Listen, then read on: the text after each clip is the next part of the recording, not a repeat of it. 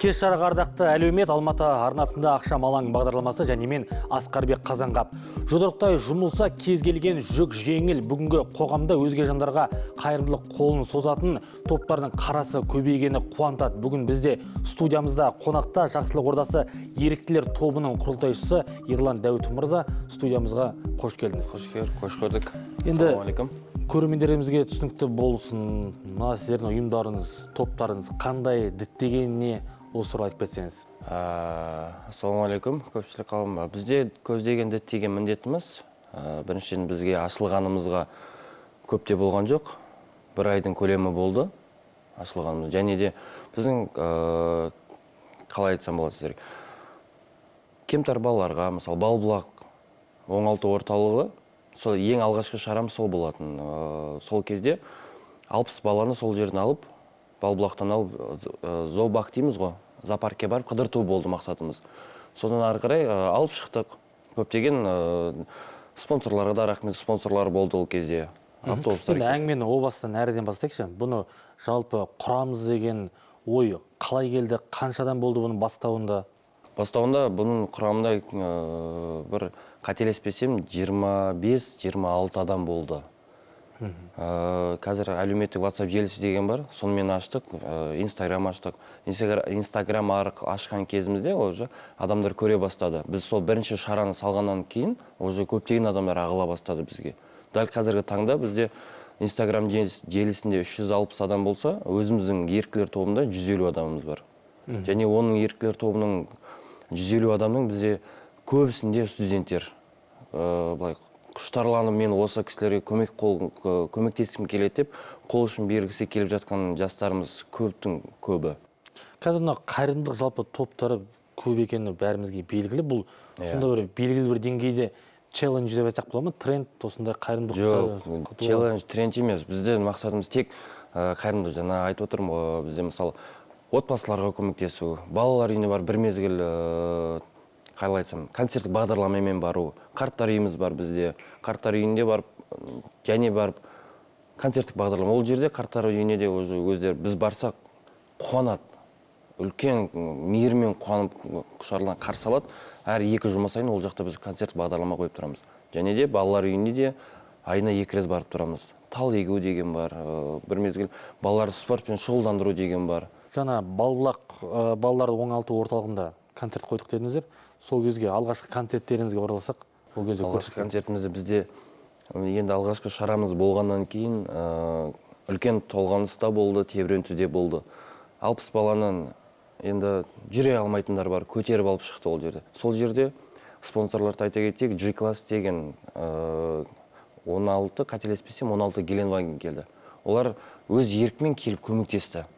Балаларды көтеріп, бір өзінің баласындай ана жер, әлгі жерде өзінің баласын көтеріп. Өзіңіз айтқан жаңа қымбат көліктердің иелері сонда әлеуметтік желіден көрді өздері. Өздері келеді бізге.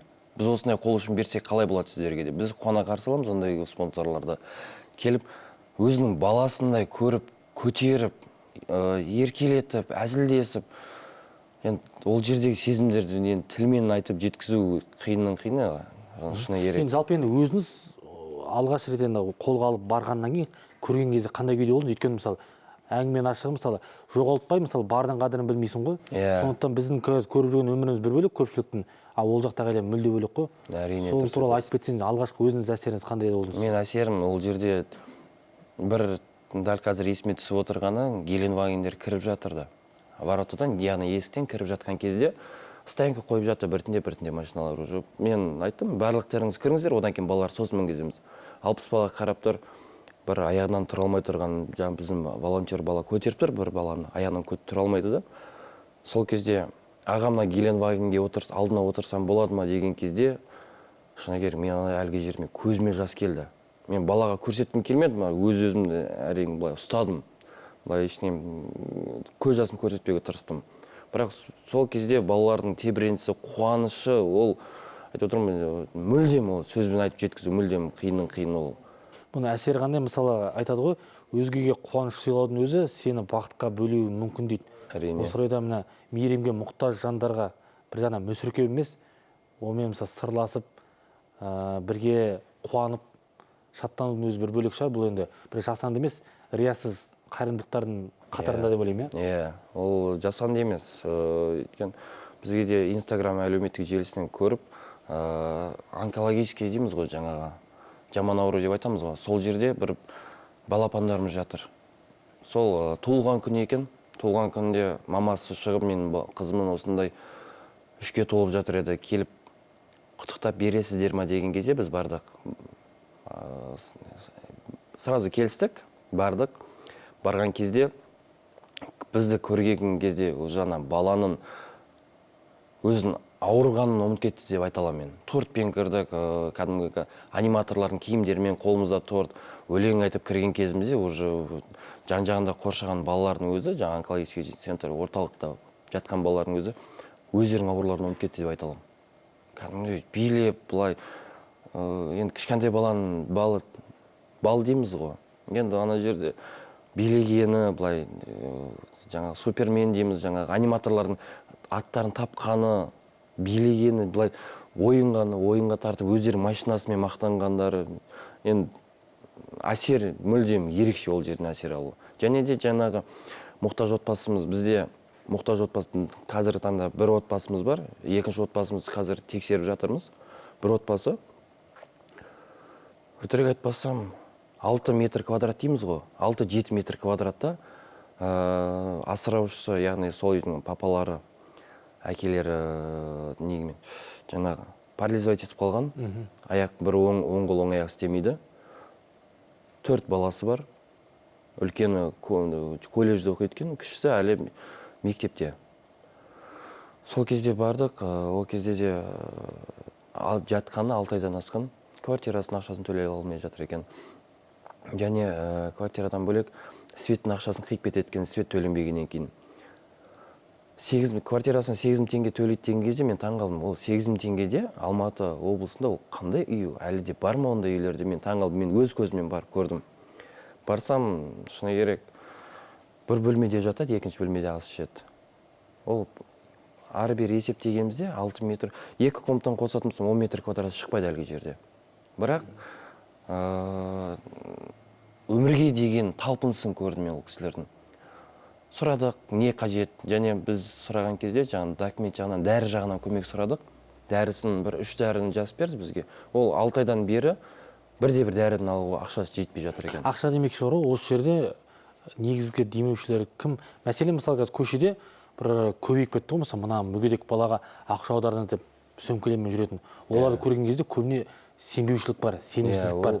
Ал сіздер мәселенки ақшаны қайдан аласыздар, қалай жинайсыздар? Бізде еріктілер тобы болғаннан кейін біз ешкімге сен мынаншадан жинайсың деп айта алмаймыз, және көшеден біреуден бір ақша сұрамаймыз. Біз ашамыз, бір мысалы банктың несін шөтін айтамыз да, осындай кім қанша сала алады. Ең азы 100 теңгеден ары қарай шектеусіз. Бізде сол кісілердің студенттердің, мысалы, көптеген осы 150 адамдар, мысалы, 100 теңге, 200 теңге, 300 теңге салған күн өзінде сол көптеген қаражат жиналып қалды. Ойламаған жерден қаражатымыз шықты. Және жаңа азық-түлік дейміз ғой, азық-түлікті де жаздық, оны ақшалаймыз, былай алып берсек қалай болады деп. Сонымен және ортамызға жаңа өзіміз әлеуметтік желіге жазған кезімізде таласты. Мен мынаны алып берейін, Мысалы, 15 килограмм картоп, мысалы, онын алып беретін адамдар табылды. Солай, даже томат дейміз ғой, жаңа тамаққа қосып жасатын. Соны да уже барлығын таласып алып кетті. Ол бір күн өткен жоқ, жинап, қайтадан сол бір жерге жинап алып келіп берді. Сол барлық жазылған продуктыны. Продуктының оның ақшасын есептемедік. Біз тек дәрінің ғана ақшасын есептедік. Мен бүгінгі жалпы сұхбатқа шақырғанда да мен қызығушылығым мына мәселе болды. Құрылғанына 1 ай болғанмен, мысалы, қазір уже құрамда 150-ден астам ерікті бар екен. Сонда бұлдан шығатын қорытынды, яғни біз енді көбіне айтып жатамыз ғой, қоғам қатыгез бе, әлде адам қатыгез бе деп, жалпы жұртқа деген жақсылық жасауға келгенде біздің қазіргі қоғамдағы мейірімділік көрсеткіші қандай сіздің ойыңызша? Қоғам деп отырсыз, жаңа сөзіңіз бірден айта кетейін. Қоғамда жаңағы бір отбасымыздың 6 айдан бері мемлекеттің қарауына ілінбеген. Және ол жерде ол кісіге арба дейміз ғой, коляска берілмеген. 6 айдан бері бір қағазға бір қол қою керек, соған да сол қағаздар әлі ала алмай жүр. Ал адам қатыгез емес, адам көрді бізде, мысалы оқып отырады, айтамыз осындай қаражат не болмаса бір азық-түлік қажет болып жатыр екен, кім қанша бере алады? Минимально 100 теңге, 200 теңге деп қоямыз, жазамыз. Ақша кәдімгідей ағылады. Жаңбырша жауады. Қатыгез емес деп қалдыңыз, бірақ кездесіп кешіріңіз, сіздердің жаңа барған шараларыңыздың ішінде мысалы қарттар үйі де бар, қарттарды қазынамыз дейміз, бірақ сол қазынамызды қадірлемей тастап кеткен мысалы балалардың әрекетін қалай ақтау? Оны мен ақтай алмаймын, өйткені мен ол қарттар үйіне де барған кезде жібергісі келмейді ол қарттарымыздың. Ол кезде де алғаш рет барған кездегі әсерім құшақтап, өзінің тарихын айтып, енді қарттар үйі болғаннан кейін балаңыз қайда деп сұрағым келді. Балаңыз, қызыңыз бар ма өмірде деп сұрағым келді, бірақ енді өзі қалай айтсам болады сіздерге, жеткізу мүмкін емес, ол жерде сұрай алмадық. Дәтіміз шыдатпады ол жерде. Мен сұрағым келеді, балаңыз қайда, неге бұл жерде жатырсыз? Бұлай қарасақ 80-нен 90-ға жуықтап қалған аталарымыз бар, бірақ қимылдардың, іс-әрекеттерін қарасам бір 60-қа енді тақалған кісілер деп ойлаймын ана кісілер. Билегенін көрсем, сұрағым келеді, бірақ сұрай алмадым мен ол жерде. Мәселен, сіздердің еріктілер тобының арнайы бір график бар ма? Мысалы, осы қарттар үйіне айына бір 2 рет барамыз, 3 рет барамыз, өйткені бар. Бір рет қана барып көңілдерін көтеріп, одан жоқ болып кеткен. Жоқ, бізде бар. Айына өзіміз айына 2 рет осы күні деп, осы уақытын белгілеп, айына 2 рет барып тұрамыз. Балалар үйіне де барып тұрамыз. Бізде график бар, составить етіп қойғанбыз. Тізбектеліп, жазылып қойған. Бұл жерде сұрақ туындайды да енді, қазіргі уақытта әркімнің өзінің күйбең тіршілігі, жұмысы, тұрмысы бар деген сияқты. Оның арасында уақыт тауып бару ол жағы. Ол бізде 150 адам болғаннан кейін біз ол 150 адамның барлығын қарттар үйіне шақыра алмаймыз. Бізде бір 25-30 немесе 20 адам деп айтамыз. Ол демалыс күніне сәйкес келіп қалуы мүмкін. Сол себепті барады ол кісілер. Сабақтан сұранып шығатындар бар, жұмыстан сұранып шығатындар бар, және демалыс уақытына сәйкес келіп қалатындар бар. Ол кісілер барады. Біз оны ешкімді былай еріктілер тобы болғаннан кейін әмірімізбен жүргізе алмаймыз. Ол өз еркімен келіп отыр. Сол себепті біз орысша айтқанда приказ дейді ғой. Приказ бере алмаймыз біз. Сен осыны жасайсың деп біз айта алмаймыз. Жазамыз, ұсыныс тастаймыз. Өздері мен барам, пәленше, мен осы күні осы шараға барам деп айтады. Және бізде бір айдың көлемінде бізде 17 шара болыпты. 17 шараны өзі былай ойлай қарасам, ол аз шара деп айта алмаймын. Және балалар үйі бар, қарттар үйі бар, онкологический орталық бар, Балбұлақ оңалту орталығы бар. Алла бұйыртса біз бұл деңгейде тоқтап қалмай, әлі де алға жүру деген мақсатымыз бар. Мақсатымыз айқын, ол көптеген жетістіктерге біз мақсатымыз, және айта кетейін, мақсатымыз бір жерден көріну, не болмаса мақтаныш емес. Ол бар, біздің ортамызда бар, ақша салады, мысалы, көптеген бір қомақты қаражат салады. Бізде бухгалтеріміз бар өзіміздің, отбасылары жауапты адамдарымыз бар. Сол бухгалтерге ақша салған кезде ойланады, но кім салды? Біз енді ортаға отчет тапсыруымыз керек. Ол ақшалай келіп жатқаннан кейін 200 теңге салса, мен 200 теңге қайда салып жатырмын деген адамды ой туады. Ол қайда кетіп жатыр? Сол айына өзіміздің бір отчет тапсырамыз, жаңа 150 баланы адамдарымызды жинап, еріктілерді. Сол кезде айтамыз, солар мысалы бір көптеген үлкен қаржы сума салады. Одан кейін отырамыз, ойланып, мұны кім салды? Бір кісілер айтады, бір не бар ғой, оң қолың садақаны оң қолың берсе, сол қолың көрмесін деген мақал бар ғой, мысалы. Жасаған жақсылығын ұмыт кет дейді. Иә, ұмыт кет дейді. Олар айтқысы келмейді. Көп кісілер бізде айтқысы келмейді. Ақша салады, бірақ атын айтқысы келмейді. Үндемей қоя салады. Ал біз кішкене отчет тапсыратын болғаннан кейін, отчет кімге тапсырамыз? Біз мемлекетке тапсырмаймыз, өкіметке тапсырмаймыз. Тек өзімізде, жаңағы құрамымызда 150 адам бар ма? 150 адамға ақшаларыңыз қайда кетіп жатыр? Міне осындай жерге кетіп жатыр деп біз айтып отчет тапсырамыз. Ол қазір бізде 150 деп айта алмаймын. Бүгінгі таңда, бүгін таңғы қарасам, әлеуметтік желі 2 адам қосылыпты. Бізде 2 адам, 3 адам күнделікті қосылып отыр. Ол бір айдың көлеміндегі. Енді сіздердің мысалы айтып отырсыз, бұнымен тоқтамаймыз, басқа бір деңгейге көтерілгенді қалаймыз деп. Енді осы орайда бір нақты бір жылға жоспарлаған, міне мынау болу керек, мынау болу керек нақты бір жоспарларыңыз бар ма? Мысалы сатысымен. сатымен болғанда бізде біз бір айда 5 отбасын аламыз деп ойлағанбыз.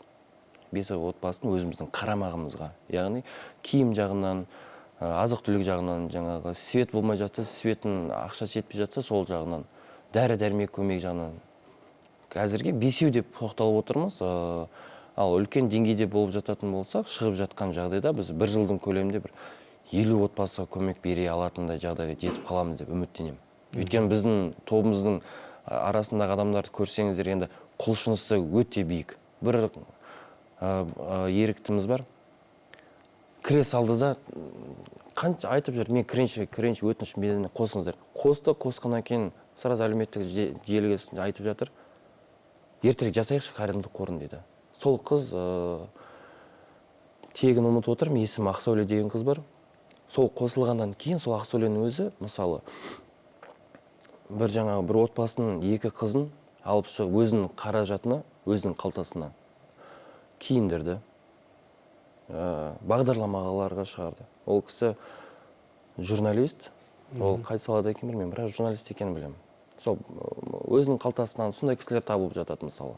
Қазір атын айтап өтсем, барлығын атап айту керек. Енді осы орайда бар ғой, енді ойлаймын, жалпы құрамға еріктілерді көп тартудың бір амалы, бәлкім танымал жаңағы әншілер бар, актерлар бар, соларды Жоқ, бізде ешқандай танымал актер, әншілеріміз жоқ.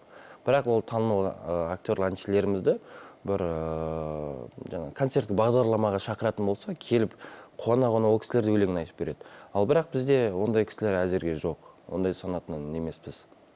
Алла бұйыртса, алдағы уақытта мүмкін қосылып қалар. Өйткені бізді көріп жатыр, қуантады ол кісілерде, мысалы, қуанып жатыр. Не деген мықтысыңдар, осындай аз ғана уақыттың ішінде осыншама іс бітіріп жатырсыңдар деп. Енді алдағы уақытта, мысалы, енді жұмыла көтерген жүк жеңіл деп отырмыз ғой. Осы бастамаларыңызды, атқарған жұмыстарыңызды бәлкім атқамінерлерге, әкімдікке көрсетіп, солардың тарапынан бір қолдау көреміз деген бір үміттеріңіз жоқ па? Жоқ, бар. Ол жағынан бар. Себебі біздің жаңағы ең алғашқы шарамыз балалар балбұлақ үйінің оңалту балаларын алып шыққан кезде, сол күні екі қайырымдылық қоры келді, жаңағындай еріктілер тобы келді. Біз зоопаркке кіретін болғандықтан бізде 60 бала және ата-анамен бір 100 адам алып шықтық. Сол 100 адамды, бізде 100 адам болса, ол кісілерде қателеспесем бір 300-400 адамдай болды. Бізден бөлек. Ол 400-500 адамды одновременно бір есіктен кіргізу, ол өте қиыны. Сол кезде мен есіме Медеу ауданының әкімдіктерінен таныс кісілерге шықтым. Ол кісілер бір қоңыраумен шешіп берді бізге. Зоопарктың екінші басқа есігін қызыл кілем төсеп берді. Жаңағы кезексіз, ешқандай очередсіз кірдік. Барлық машиналарды да кіргізді сол жерде. Сол Медеу ауданының әкімдіктеріне де алғысым шексіз. Ол кісілерде бір қоңыраумен көптеген жаңағы проблемаларымыз шешіп беріп отыр. Қазіргі таңда бізге Наурызбай ауданы дейміз ғой, Наурызбай ауданы қосылып отыр. Ол кісілерде жақында шығып, біз осындай естіп жатырмыз, көріп жатырмыз. Бір көмегіміз болып жатса, хабарласыңыздар деген адамдарымыз бар. Әкімдіктердің тарапынан. Ал енді сіздерге жекелей, мысалы, әлеуметтік желідегі парақшаларыңызға өздері мәселелерін жазатын болса, оны жекелей тексеріп, әрі қайсысына көмектесуге тырысасыздар ма? Жоқ, бізде жазатындар бар. Мен осындай, қалай айтсам болады, азық-түлікке ақшам жетпей жатыр, немесе дәрі-дәрмек керек болады. Біз сол тұрғыда біз отбасыға жауапты бір адам сайлап қойдық, сол кісіні жібереміз сол үйге. Не көмек керек болып отыр, қандай көмек қажет? Расымен сол кісі ауру ма? Расымен сол үйдің проблемасы бар ма? Қандай проблемасы бар? Соның бәрін барып өз көзімен көріп келеді, суретке түсіріп алып келеді. Бірақ бізде мүмкіндігінше ақшаны ақшалай қолына бермеуге тырысамыз. Себебі ол ақшаны ақшалай бергеннен кейін ол кісілер басқа тарапқа жұмсап қоюы мүмкін. Сол себепті дәрі-дәрмек қажет па? Біз дәрісін алып береміз. Азық-түлік қажет па? Азық-түлігін алып береміз. Свет па? Светін төлейтін орталығына апарып светін төлеп береміз. Квартира, мысалы, квартираға тұрып отыр, ол квартираның егесі кім? Егесі номерін алып, телефон номерін алып, қоңырау шалып, сол кісі өзінің ақшаны сол кісілерге береді. Ал мұқтаж жандарға, жаңағыдай көмек сұраған жағдайда ақшаны тікелей қолға бермеуге тырысамыз біз. Енді осы шаралардың арқасында енді мүгедек болсын, мұқтаж жандар болсын, әңгіменің ашығы олар өзінің бір қоғамнан алыстап қалғандай өздерін керек еместей сезінетіні бәрімізге белгілі. Бірақ осындай бір шаралардан кейін олардың деген бір қайтадан бір сенім оты оянады деп айта аласыз? Айта аламын, және мен өз көзіммен көрдім. Жаңағы мұқтаж отбасының парализовать етіп қалған асыраушысы, сол үйдің папалары, әкелері. Сыныптастарына хабарласқан ба, мен түсінгенім бойынша сыныптастары массажын төлеп берген екен. Ол 10 массаж ба, оннан көбірек массаж алу керек екен. Сол бірінші барған кезде әсерім болмады дейді. Мен өзім енді бір оң қол оң аяғы істемеген екен, мен ешқандай сезім көрмедім дейді. Жата бердім дейді. Екінші барған кезде уже аяғым ауыра бастады дейді. Сол адамға уже өмірге деген талпынысын содан-ақ байқауға болады бізге. Яғни адамды ең алдымен көтеретін күш ол сенім деп айтсақ болады. Иә, сенім. Енді Ерлан мырза, уақытымыздың тығыздығына байланысты осы жерден әңгімемізді үзуге мәжбүрміз. Алтын уақытыңызды бөліп келгеніңізге көп рахмет. Бұйырса, еріктілер тобының қатары еселеніп, қайырымды жандардың қарасы көбейе берсін деп тілейміз. Құрметті көрермен, біз сіздермен келесі көріскенше қоштасамыз. Жақсылық жасауда жарысайық. Сау саламат болыңыздар.